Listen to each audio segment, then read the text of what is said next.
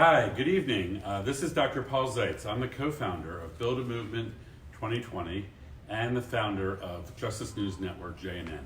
I'm really excited to be here tonight. It's Wednesday, February 19th, around 8:30 p.m.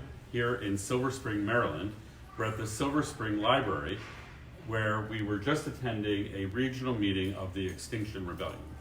And tonight we're going to have an interview with a dear colleague of ours and friend, John Spies, who is involved with the Extinction Rebellion in New York City, as well as here in Montgomery County, Maryland. So welcome, John. Great to have you on the Justice News Network. Thank you for having me. Yeah, we're really inspired by your work.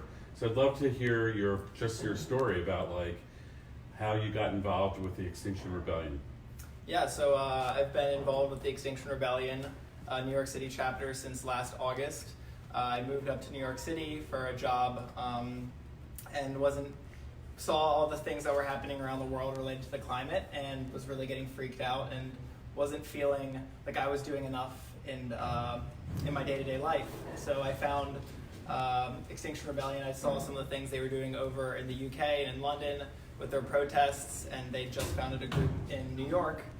So I attended one of their meetings. I really agreed with their message and what they were trying to achieve. For those of you who are not familiar with Extinction Rebellion, it is a nonviolent direct action group or movement that is decentralized. So that means we have groups in all different cities around the world. The goal of this is to build a movement to disrupt business as usual and draw attention to the climate crisis. Extinction Rebellion in the U.S. has 4 demands.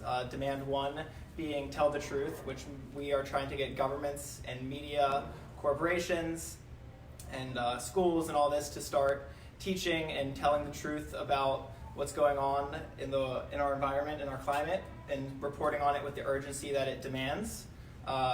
Demand number 2 is act now.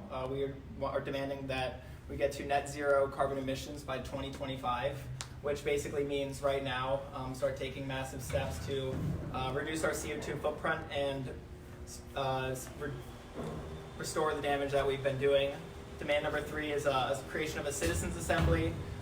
Citizens assembly is a pretty complicated thing. I'd advise all of you who are interested in learning more about it to do your research, but essentially it's a representative body that will advise on solutions to help solve this crisis.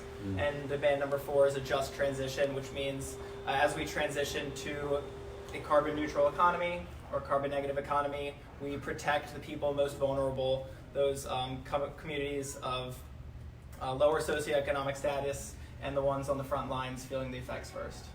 Great, thank you, John. Very great work. So as you know, it's 257 days until the November 3rd USA national election. Yeah. What do you think is possible in this critical period over the next 257 days?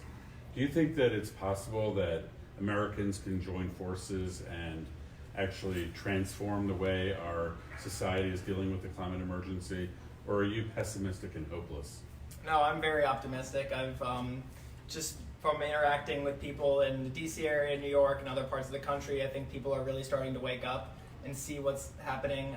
At this point, it's not just hearing about it on the news. People see it every single day in their day-to-day lives with flooding and storms and on record-breaking highs of temperatures, of heat waves and polar vortexes and massive crop losses in the Midwest. So I really think that at this point, it's not an abstract anymore. It's really in people's faces. And we really, you've seen, there's been so much reporting on what this administration has been doing to roll back environmental protections. I think that's really been upsetting to a lot of people. And I really think that heading into 2020 election, that climate for the first time is going to be one of the major factors people are considering in the voting booth, where in past elections it really hasn't.